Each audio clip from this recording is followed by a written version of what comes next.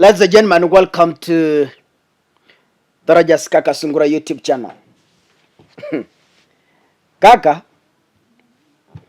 by the way, before I proceed, jana tulimaliza kujenga nyumba ya the man whose wife ran away because of poverty and left behind 2 children, boys, and they have been sleeping in a grass-thatched house.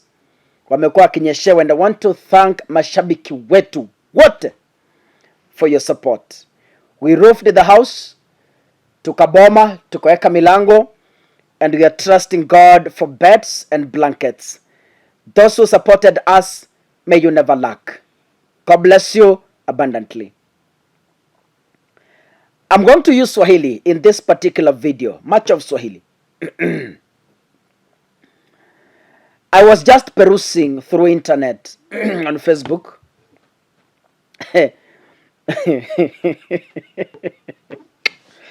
And I came across a video of Johnson Sakaja shedding tears in front of William Ruto that some schools in Nairobi are in pathetic condition. We are doing an MOU because the MPs will tell you, anyone who is sensible will tell you, watoto wa Nairobi wamekosewa. We have 210 schools only for a population of 5 million people. Our children who are not in the public schools are not in expensive private academies. They're in what we call up-bet schools, alternative provision of basic education and training. Unapata shule, Sunday ni kanisa, Monday ni shule, jioni kuna kesha, the next day there is a youth meeting, because we have not given the infrastructure. Successive governments have done bad to the children of Nairobi. We must do something.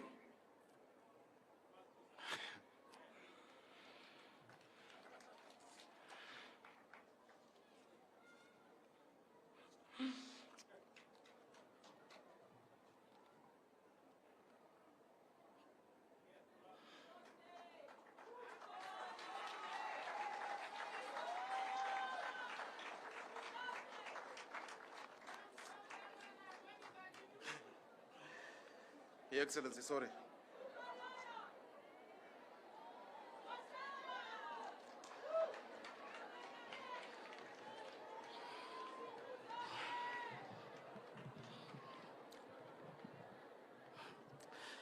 Your Excellency, ni uchungu ya watoto.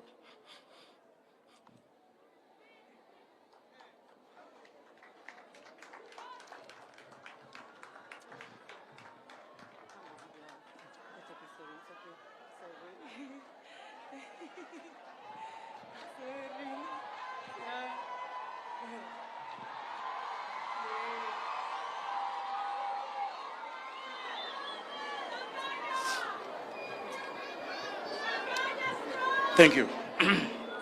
Your Excellency. Your Excellency, this thing must work.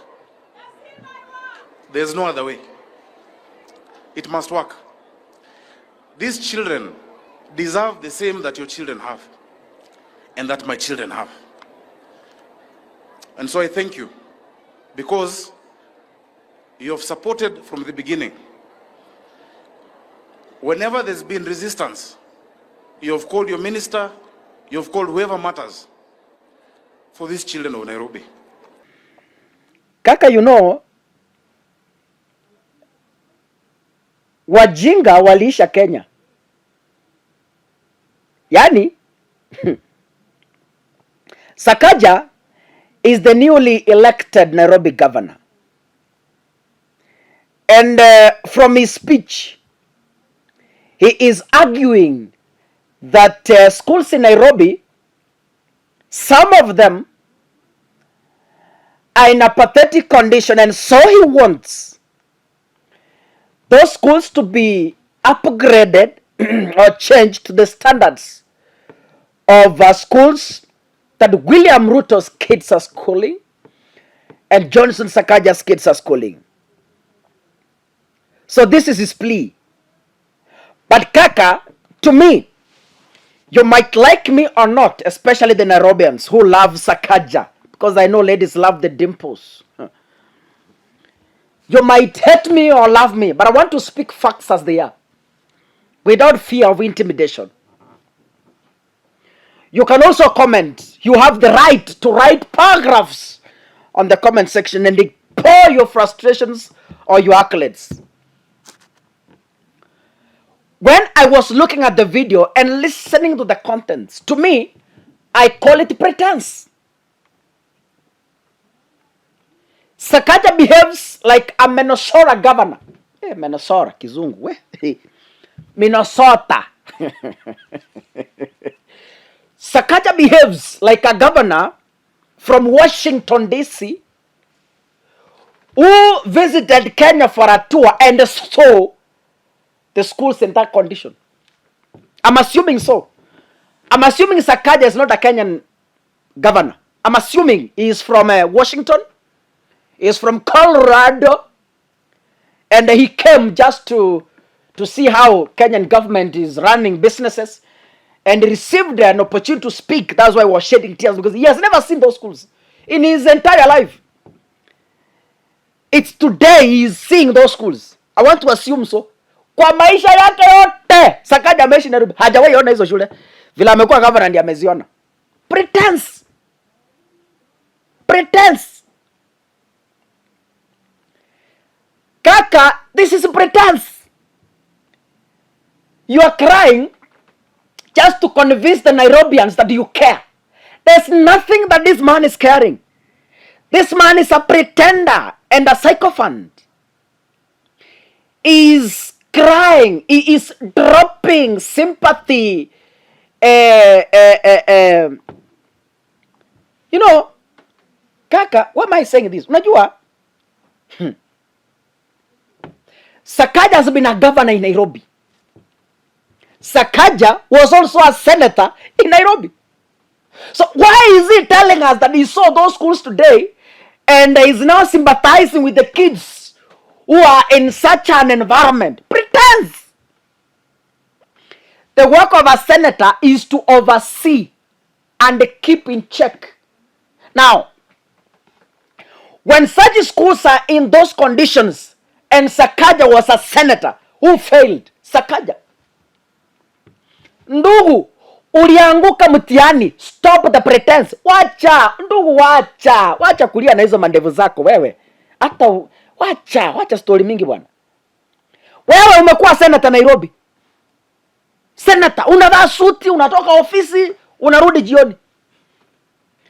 A senator is a voice of the electorate at county level towards the national government. Yani, what do I mean? You know, a senator is a representation of the people's voice because they are called oversights.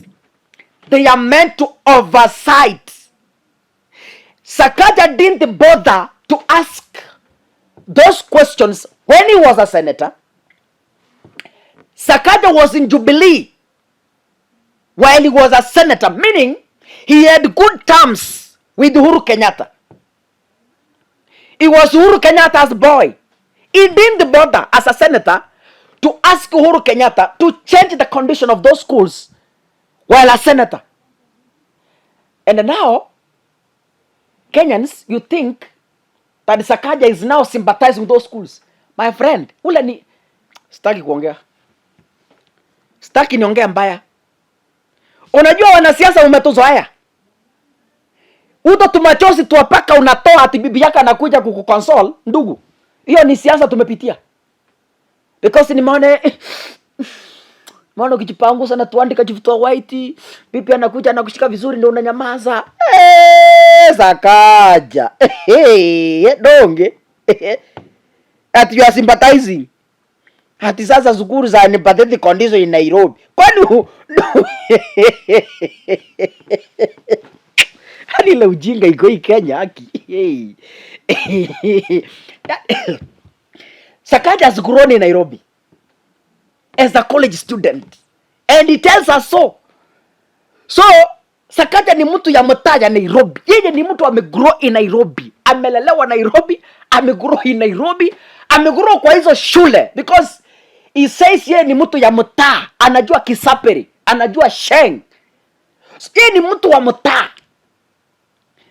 Now Sakaja has grown kwa hiyo mtaa, hakuwaiona hizo shule. Sakaja amekuwa mtu ya mkono ya wanasiasa, hajawahi ona hizo shule na macho yake. Sakaja amekuwa senator Nairobi, hizo shule hajawahi ona hata moja. So ni kama the school Sakaja is talking about zilianza kuletwa August baada ya kushinda kura, ndio zimeanza kujengwa Nairobi according to his sentiments.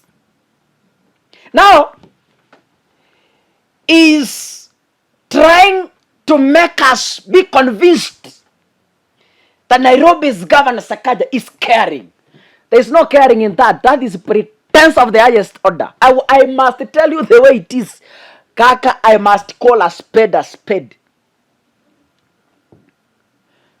Sakaja, usifuate mkondo ya huyu mdozi yake ambaye in the next 1 week hajawahi fika. So yeye kuanzia 2017 in 3 months time, in 1 week's time, hiyo wiki haijawahi fika hadi wa leo. Kimwere na role ambayo walikula, alisema in 2018 in 6 months time, 2018, 2019, 2020, 2023, those are 4 years. 6 months haijawahi fika. Wakati alikuwa anafanya kamera, nikiwa kama Biblia chini, kila mama mboga atakuwa anapiga simu free kwa internet. Yani wewe ni kuchukua simu, unawasha bundles, Safaricom unaipigia kwa heri. So kila mahali alikuwa anaeleza, anasema tutafanya connection kama ile ya stima.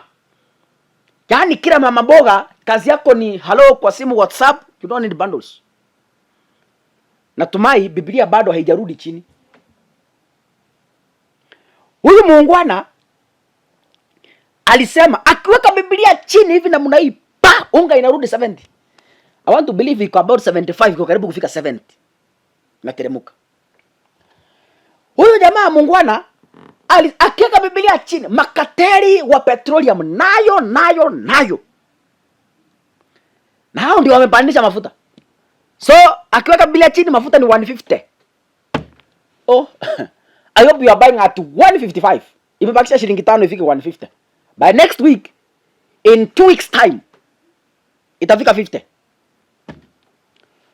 Huyu mudasi huyu mnamuona huyu, aliambia wamama atawapatia sanitary pads. Sijui umepata ngapi wamama? Mahali umekaa. Niko na mmoja hapa ndani. Sijui kama amepata. Sijui ni muite interview. Wewe umeiona mahali iko? Huyu mudasi alisema by September boda hakuna kushughulika na mafuta, pikipiki ni stima. Pikipiki ni electric. Hata mafuta ifike 250 usijari, boda ni stima. Tuko mwezi wa 6. Wa 7 ndio huyo, wa 8 ndio huyo, wa 9 ndio huyo. I hope mutasipata. I want to believe so. Nataka kuamini namna hiyo. Huyu mudasi huyu muungwana huyu mnamuona huyu, alisema kwa mapenzi ya Mungu, wakiweka Biblia chini, kila polisi mshahara kwa banki ni hivi, anajaza. Kuna polisi mnaniona, mshahara yenu sijui imefika wapi? Tell me kwa comment section. Wewe ni polisi, mshahara. So Sakaja, do not try this at home. Please. You are a young boy who is spreading the politics. Don't try. Hii mama umeanza ati unaenda kwa mkutano unalia ndio bibi yake akuje kunyamazisha. Ndugu, hiyo imepita na wakati. As a senator, you failed your work because this is the right time. You could have raised those issues because you sit in the National Assembly. You sit in the Senate when you were senator. This is the time you could have raised the issue to the Jubilee government because by then you were in government. Hati sasa ndio umetoka mbinguni, mtoto amekuja Kabana Nairobi. Sasa ndio umetoka mbinguni, unaona hizo shule for the first time in your life. Wacha kutubeba wana bana. God bless you, ladies and gentlemen. See you in the next video. Asanteni sana.